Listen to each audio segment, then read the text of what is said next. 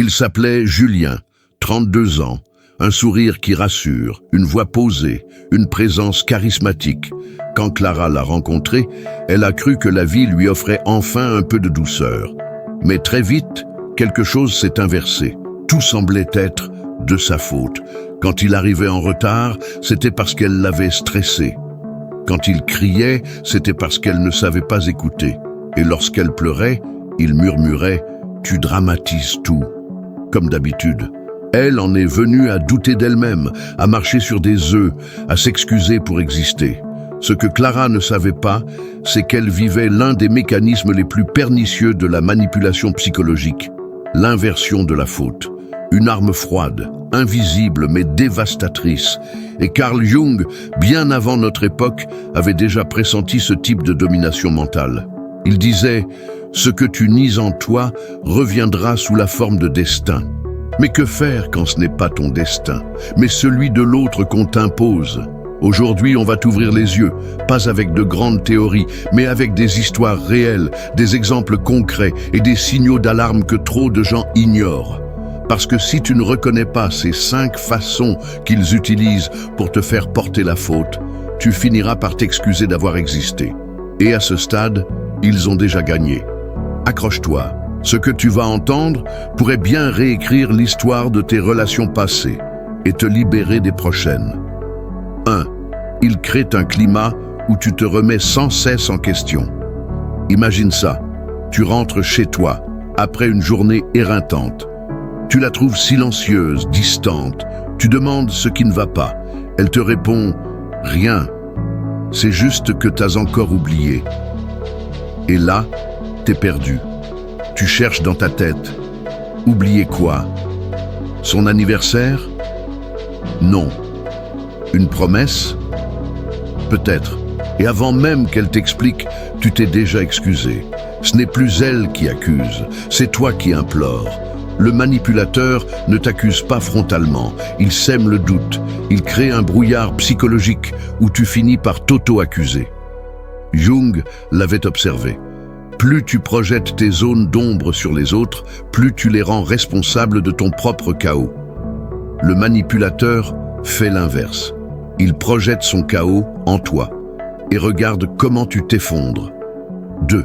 Il t'offre un faux pardon pour mieux te maintenir coupable. Sophie racontait souvent cette scène. Quand je faisais une erreur, il me disait « Je te pardonne, mais je ne peux plus te faire confiance ». Et après ça, je passais des semaines à rattraper quelque chose que je n'avais même pas vraiment fait. C'est ça le piège, le pardon toxique. Pas un pardon qui libère, un pardon qui étouffe. Il te fait croire que tu as été absoute, tout en t'imposant une dette émotionnelle. Tu vis avec cette peur constante de recommencer. Tu marches courbé, comme si ta faute devenait ton identité. Et pourtant, dans les relations saines, le pardon ne devrait pas être une laisse invisible. Il devrait être une main tendue. Jung disait « Ce que tu acceptes de toi ne peut plus te contrôler. » Mais quand l'autre ne t'accepte jamais entièrement, tu vis sous son contrôle. 3. Ils inversent la logique des faits pour te faire douter de ta mémoire. Camille racontait « Un jour, il m'a hurlé dessus devant mes amis. Mais le soir même, il m'a dit que c'était moi qui l'avais provoqué, que je l'avais humilié, que j'avais choisi ce moment pour l'enfoncer. » Ce qu'elle ne savait pas encore, c'est que cette stratégie porte un nom, le gaslighting, une forme de manipulation mentale qui te pousse à douter de ta propre réalité. Et dans ce flou, l'autre réécrit les faits à sa convenance. Tu ne sais plus ce que tu as dit, ce que tu as fait, ce que tu as ressenti. Et c'est ça le plus effrayant. Quand tu perds la certitude de ton vécu, tu perds la voix intérieure qui te protège. Carl Jung disait « Celui qui regarde à l'extérieur rêve. Celui qui regarde à l'intérieur s'éveille. » Mais quand l'extérieur déforme tout, comment retrouver le chemin intérieur? Tu t'es déjà demandé si c'était toi ou si tu devenais fou, folle, si quelqu'un t'a fait douter de ce que tu avais vu, vécu, ressenti, écrit, juste moi aussi dans les commentaires. Tu n'as pas besoin d'expliquer, juste exister. Ici, on te croit. 4. Ils font appel à ton besoin d'être gentil pour te piéger. Mathieu était toujours prêt à aider, toujours, et elle le savait. Alors, à chaque dispute, elle utilisait cette phrase « Je croyais que tu étais quelqu'un de bien, mais apparemment, je me suis trompé. » Et chaque fois, il cédait, il rattrapait, il s'excusait. Le manipulateur connaît ta blessure d'abandon, ton besoin de reconnaissance, ton envie de plaire. Il ne t'attaque pas là où tu es fort, il te pousse là où tu es vulnérable.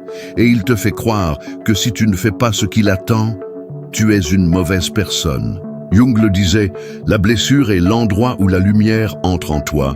Mais avant que la lumière entre, il faut reconnaître la blessure. Et surtout, ne plus la laisser entre les mains de ceux qui s'en servent contre toi. 5. Ils se posent en victime et te donnent le rôle du bourreau.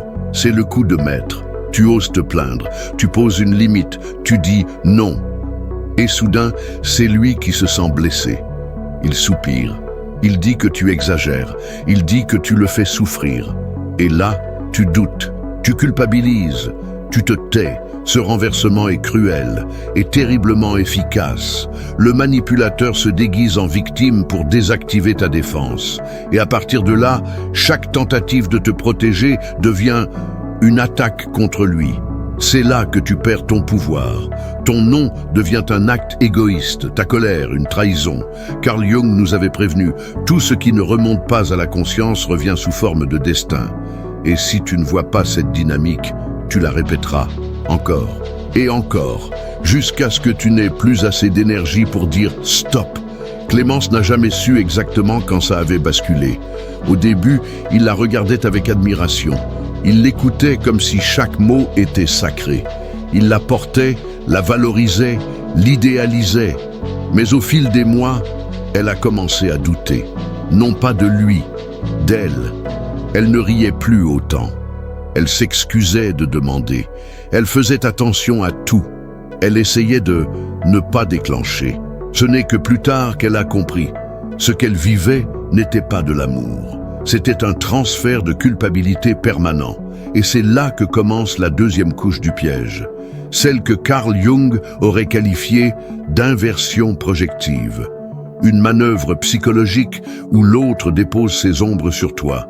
Pas pour les guérir, mais pour t'en rendre responsable. 6. Ils exploitent ton empathie pour éviter toute responsabilité. Tu ressens sa douleur, tu entends son passé, tu vois ses blessures. Alors, même lorsqu'il te blesse, tu excuses. Tu dis, il n'est pas comme ça d'habitude. Ou pire, c'est moi qui l'ai poussé à bout. Et là, la boucle est bouclée. Si tu reconnais ne serait-ce qu'un seul de ces signes, alors ce contenu est fait pour toi. Abonne-toi maintenant, parce qu'ici, on ne normalise plus la manipulation. On la dévoile et on s'en libère, ensemble. Le manipulateur compte sur ton empathie pour effacer ses erreurs. Plus tu es sensible, plus il est dangereux, parce que tu vas justifier l'injustifiable, excuser l'impardonnable et pardonner sans qu'il ait jamais demandé pardon. Carl Jung écrivait « Tout ce qui ne vient pas à la conscience agit dans l'ombre. Et dans cette ombre, ta gentillesse devient une prison. Tu ne peux plus poser de limites sans te sentir coupable. Tu ne peux plus dire « ça suffit » sans te sentir cruel. 7. Ils inversent les rôles dans les disputes pour se positionner en sauveur. Une dispute éclate, tu exploses, tu cries, tu n'en peux plus. Et lui, il te regarde froidement, il soupire, il dit « Tu vois, voilà pourquoi je dois te surveiller, tu ne sais pas te contrôler. » Et d'un coup, tu n'es plus en colère, tu es folle, hystérique, instable. C'est ce qu'il veut te faire croire. Le manipulateur provoque puis se retire. Il déclenche la tempête, puis se met à l'abri et te filme depuis la fenêtre. Et plus tu t'agites, plus il justifie son contrôle. « Je fais ça pour ton bien », dira-t-il, et toi tu finiras par croire qu'il a raison. Jung parlait de l'ombre comme la partie de nous que nous refusons de voir. Le manipulateur, lui, voit ton ombre, la nourrit, puis s'en sert pour justifier sa domination. 8. Ils réécrivent le passé commun pour t'isoler du réel. Tu racontes une scène, Tu expliques ce que tu as ressenti. Il sourit doucement et dit « c'est pas ce qui s'est passé ». Tu inventes. Et là, tu doutes. Encore. Parce qu'il a l'air tellement sûr, tellement calme. Toi, tu trembles. Lui, il est stable. Le manipulateur isole, en altérant ta mémoire. Il modifie les souvenirs partagés pour que tu n'aies plus de point de repère. Tu ne sais plus ce qui s'est vraiment dit. Tu doutes de ton intuition. Tu consultes tes messages. Tu n'as plus confiance en toi. Carl Jung aurait dit « Le plus grand danger dans la vie, ce n'est pas ce qui t'arrive, c'est ce que tu crois vrai alors que c'est faux. » Et dans ces mensonges répétés, tu perds l'axe, le centre, la certitude de ta propre réalité. 9. Ils se servent de ton passé contre toi.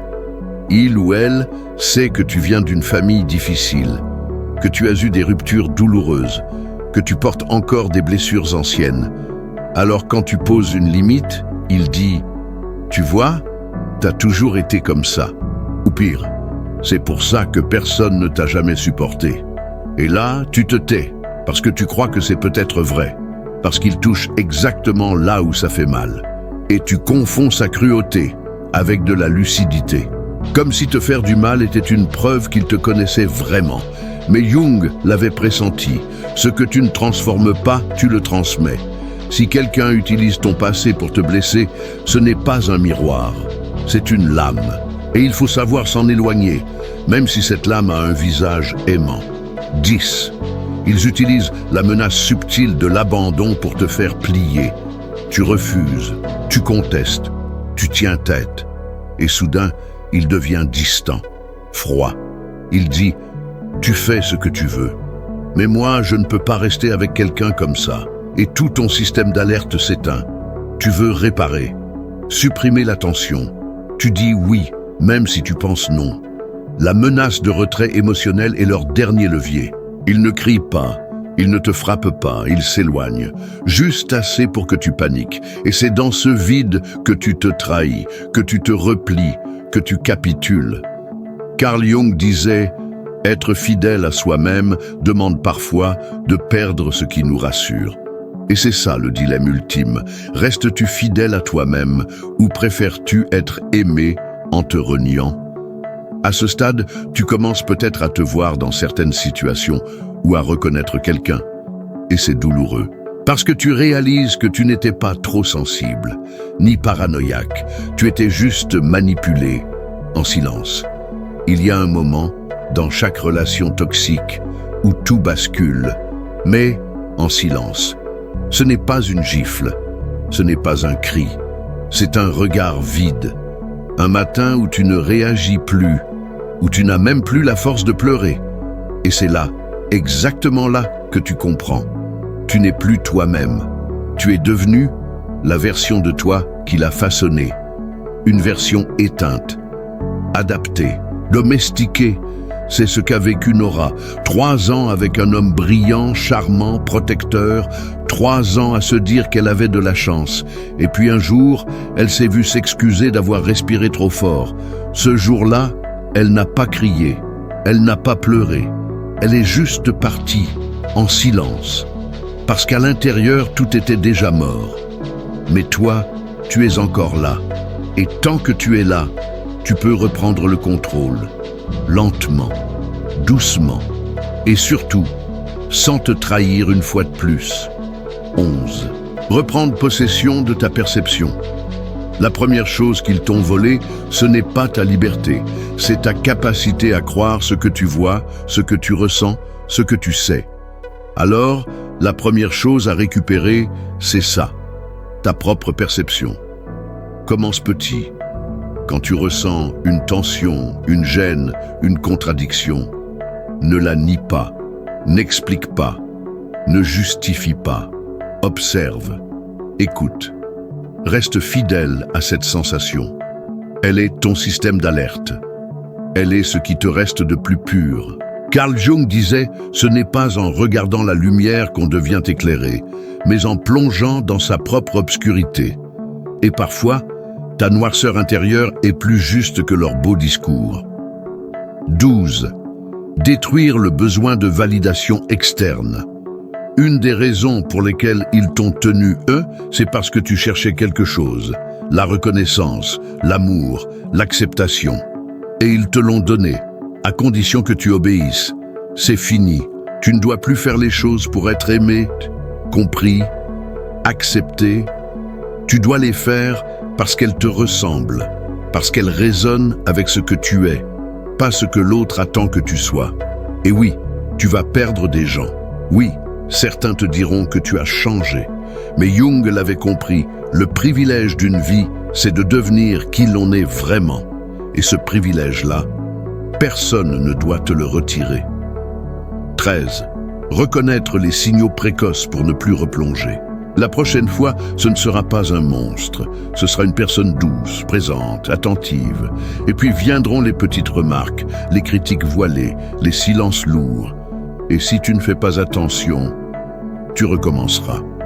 Alors mémorise ces signaux. Tu te remets constamment en question. Tu expliques des choses simples. Tu ressens de la peur quand tu dois parler de toi. Tu t'excuses souvent, sans trop savoir pourquoi. Ces signaux ne sont pas banals. Ils ne doivent plus être normalisés. Ce sont des clés d'alerte. Et tu dois leur faire confiance, parce qu'à chaque fois que tu les ignores, tu t'abandonnes un peu plus. 14. Reconstruire ton identité en dehors de la relation. Après la manipulation vient le vide. L'impression que sans lui, elle, tu n'existes plus. C'est faux, tu n'as pas disparu. Tu t'es juste effacé. Et maintenant, il est temps de revenir. Reconnecte-toi à ce que tu aimes, à ce qui t'émeut, à ce qui t'indigne, à ce qui te fait rire. Prends un carnet. Écris chaque jour une chose qui t'appartient, un mot, une envie, une idée.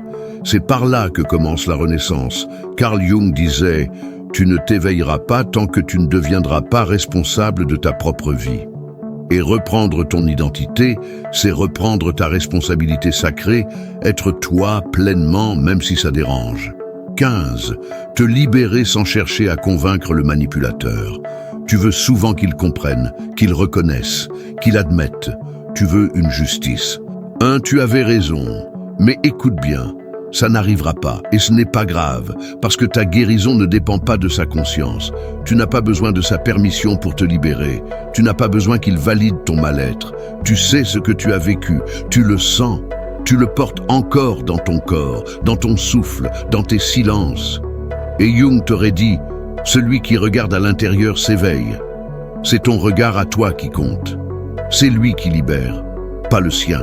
16. Poser des limites sans explication. Tu n'as rien à justifier. Tu n'as pas à écrire un roman pour dire non. Tu n'as pas à prouver ta douleur. Quand c'est trop, c'est trop. Quand tu ne veux plus, c'est suffisant. Le manipulateur va insister, demander pourquoi, te faire passer pour extrême. Tu dois résister, parce que chaque fois que tu expliques, tu lui tends une faille à exploiter. Apprends à dire non, ferme la porte, bloque, supprime, coupe, non pas par haine, mais par amour-propre. Parce que parfois, la dignité est silencieuse. 17. T'entourer de personnes saines, même si elles ne brillent pas autant. Après une relation toxique, les gens sains te paraîtront fades, trop calmes, trop simples. Mais c'est la paix que tu n'as plus l'habitude de ressentir. C'est la normalité émotionnelle que tu dois réapprendre à aimer. Les personnes saines ne créent pas de chaos. Elles n'ont pas besoin de t'humilier pour exister. Elles ne te font pas douter de ta valeur. Et même si elles ne sont pas spectaculaires, elles te respectent. Et parfois, la plus grande preuve d'évolution, c'est de choisir la douceur plutôt que l'intensité. Le respect plutôt que la passion destructrice. 18. Accepter que la peur de rester seul ne doit plus dicter tes choix. Tu as peur d'être seul. C'est normal. Mais il faut comprendre ceci. Rester avec quelqu'un qui te détruit, juste pour ne pas être seul, c'est t'abandonner 2 fois. Jung disait, la solitude ne vient pas de l'absence de gens autour de toi, mais de l'incapacité de partager ce qui te semble important. Et si tu es seul, maintenant, c'est peut-être le début de ton vrai toi qui émerge. Rappelle-toi, tu ne guériras pas en courant vers un autre, tu guériras en revenant à toi. 19. Apprendre à ne plus minimiser ce que tu ressens. Ce n'est pas si grave. J'exagère sûrement. Je suis trop sensible. Ces phrases doivent disparaître de ton langage intérieur, parce qu'à force de les répéter, tu t'anesthésies. Tu ressens ce que tu ressens, et c'est légitime. Ce n'est pas négociable, ce n'est pas à débattre. Ce que tu ressens est ta vérité intérieure. Et c'est à partir de cette vérité que tu dois te reconstruire. 20. Redevenir ton propre centre émotionnel. Le plus grand piège, c'est d'avoir mis ton équilibre dans les mains d'un autre. Maintenant, il est temps de le reprendre. Respire. Pose-toi cette question. Et si je m'autorisais à ne plus avoir besoin de plaire? Jung disait, ce que tu acceptes de toi devient ta force. Et si tu veux devenir fort, commence par cesser de mendier ce que tu peux te donner toi-même. L'amour, le respect, la sécurité. Ça commence par toi. Si tu es arrivé jusqu'ici, c'est que tu es en train de guérir. Et guérir, ce n'est pas joli. Ce n'est pas une ligne droite. C'est chaotique, doux, violent, fatigant. Mais c'est réel. Et c'est nécessaire. Tu n'as pas été faible, tu as été manipulé. Et maintenant, tu reviens. Et ça, personne ne pourra plus jamais te l'enlever.